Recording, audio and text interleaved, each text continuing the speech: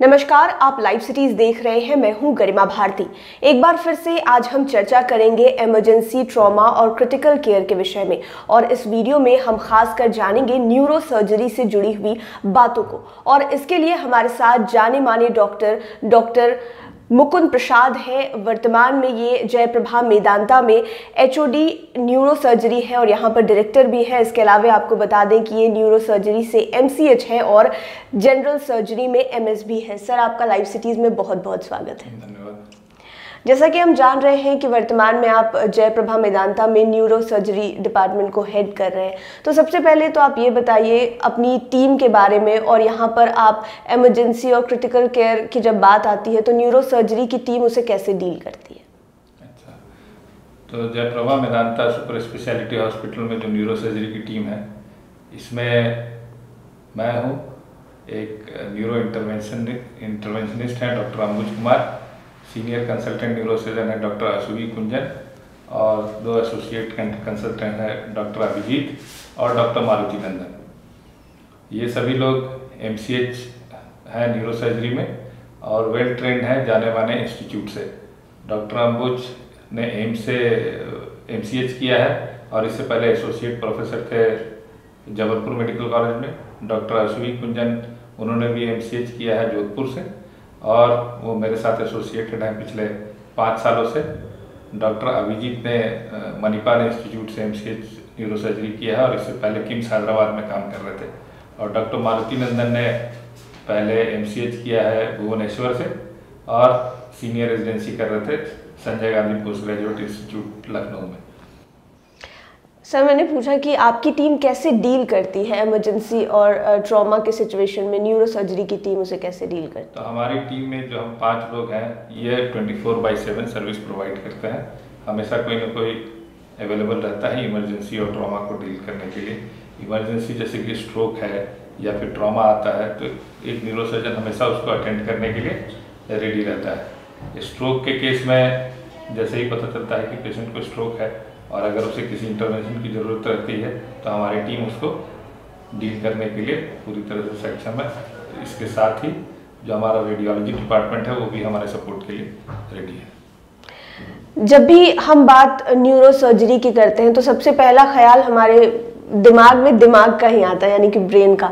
और जब कोई ऐसा केस होता है यानी कि ब्रेन स्ट्रोक का केस, तो मैं पूछना चाहूँगी कि क्या हर उस सिचुएशन में सर्जरी की ज़रूरत होती है? क्या हर ब्रेन स्ट्रोक वाले पेशेंट को सर्जरी की रिक्वायरमेंट होती है या फिर कोई अलग तरह का इलाज भी? सबसे पहले तो हम जानेंगे कि ब्रेन स्ट्रोक क्या है। जी, ब्रेन स्ट्रोक मतलब मस्तिष्क आघात। मस्तिष्क आघात का मतलब होता है कि मस्तिष्क के फंक्शन में, ब्रेन के फंक्शन में अचानक ही कोई परिवर्तन जिससे कि पेशेंट अपने काम लायक नहीं रह जाता है।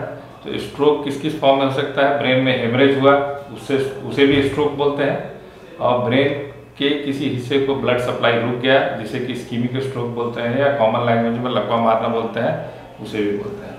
अब ब्रेन हेमरेज जो कि ब्लड प्रेशर की वजह से होता है और क्लॉट अगर साइज अगर बहुत बड़ा है जैसे कि रोगी की जान को खतरा है, वैसे केस में सर्जरी की ज़रूरत पड़ती है। लेकिन जो इस्कीमिक स्ट्रोक है जिसमें कि लकवा मार देता है, अगर पेशेंट 3 घंटे के भीतर आता है तो हम उसमें सर्जरी नहीं करते हैं, लेकिन या तो दवा देते हैं या बड़ा वेसल अगर अफेक्टेड रहता है तो उस केस में जो थ्रोम्बस है, जो क्लॉट है जो कि वेसल को ऑब्स्ट्रक्ट कर रहा है, उस क्लॉट को हम लोग न्यूरो इंटरवेंशन की मदद से निकाल के उस लकवे को हम लोग ठीक कर सकते हैं। लेकिन ये संभव है अगर पेशेंट इवेंट होने के, लकवा मारने के 3 से 4 घंटे के भीतर अस्पताल पहुंच जाए तो ये जानकारी बहुत जरूरी है। और तीसरा है जो ब्रेन हेमरेज, एक और होता है जो कि ब्लड प्रेशर की वजह से नहीं होता है। तो ब्रेन में एक मालफॉर्मेशन होता है जिसे कि ब्रेन एनेरिज्म या एवीएम बोलते हैं।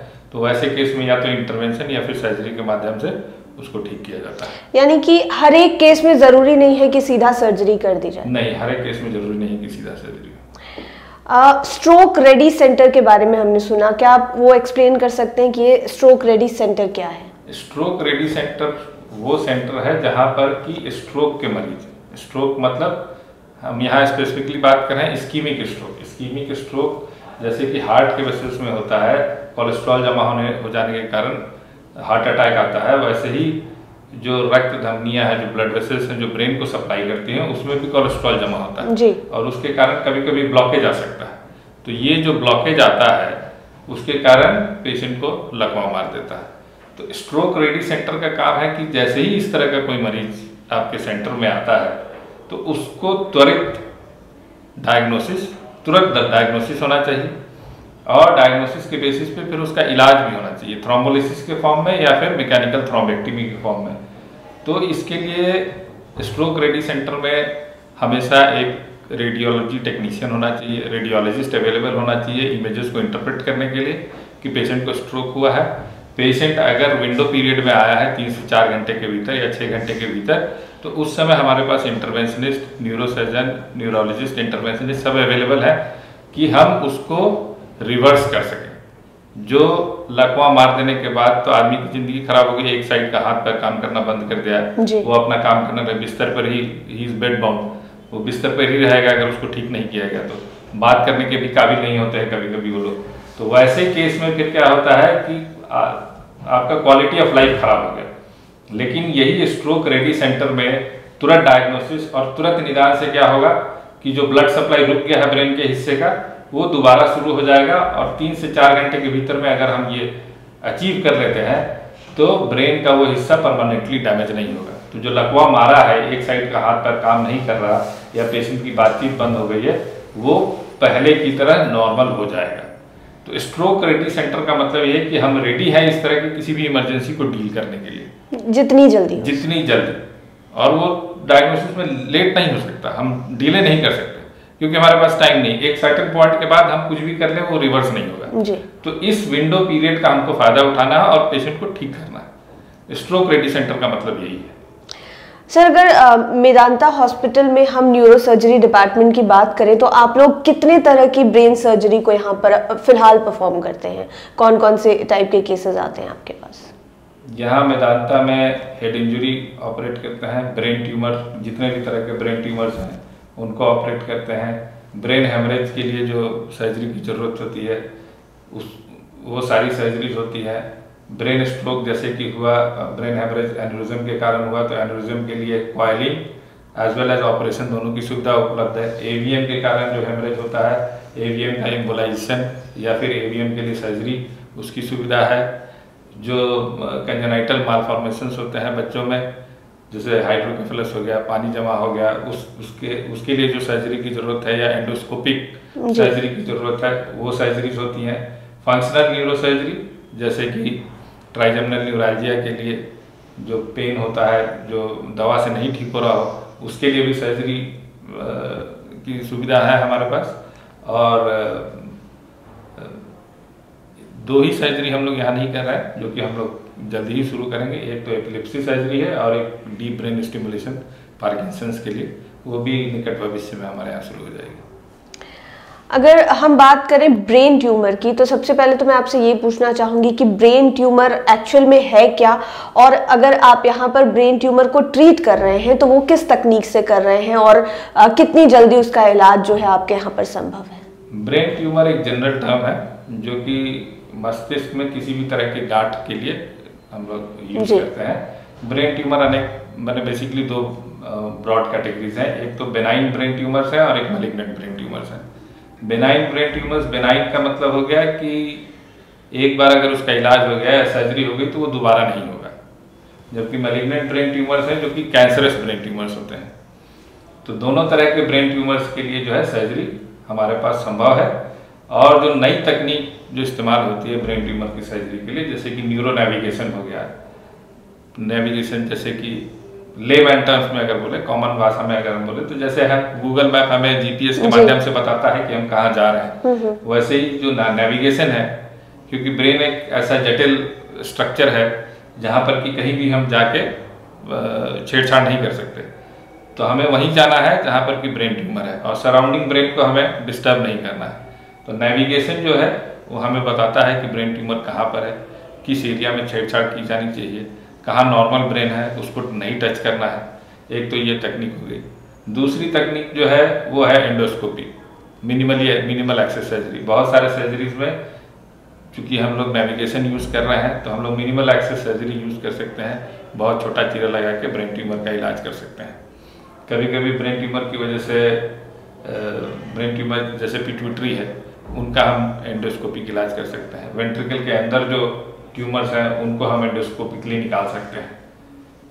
तो ये सब तकनीक इस्तेमाल हो रही है जिससे कि हम ब्रेन ट्यूमर का इलाज कर रहे हैं। स्पाइन सर्जरी भी क्या न्यूरो सर्जरी का ही हिस्सा है? अगर हम स्पाइन सर्जरी की बात करें। जी हाँ, स्पाइन सर्जरी भी न्यूरो सर्जरी का हिस्सा है। न्यूरो सर्जन ही ट्रेडिशनली स्पाइन सर्जरीज करते आए हैं, ऑर्थोपेडिशियंस भी करते हैं, लेकिन मुझे लगता है कि ऑर्थोपेडिशियंस के वो भी कर सकते हैं, लेकिन जो उनका डोमेन है, जो डिफॉर्मिटी करेक्शन होता है स्पाइन में, जैसे किसी का स्पाइन टेढ़ा है, वो ऑर्थोपेडिशियन ज़्यादा करते हैं। वो कोई भी सर्जरी कर सकते हैं, लेकिन ज़्यादा ये उनके डोमेन में है।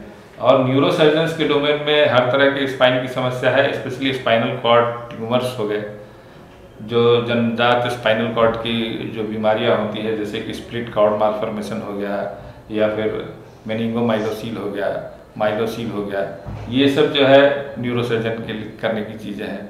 टीथर्ड कॉर्ड हो गया, ये भी न्यूरो सर्जन करता है।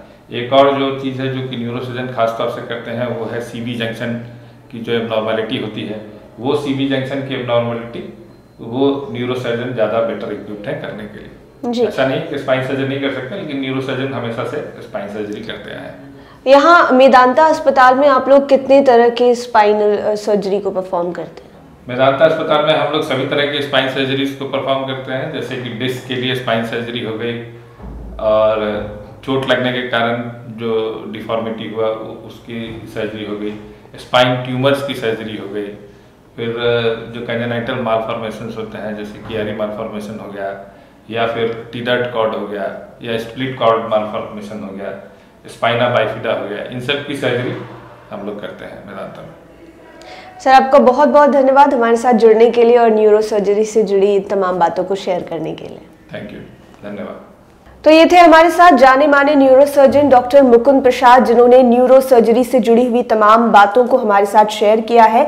उम्मीद है आपके भी कई डाउट्स क्लियर हो गए होंगे और आपने ये भी जाना होगा कि यहाँ जयप्रभा मेदांता में आपको न्यूरो सर्जरी से जुड़ी हुई कौन कौन सी समस्याओं का समाधान मिल सकता है। आप लाइव सिटीज के साथ तमाम अपडेट्स के लिए बने रहें। धन्यवाद।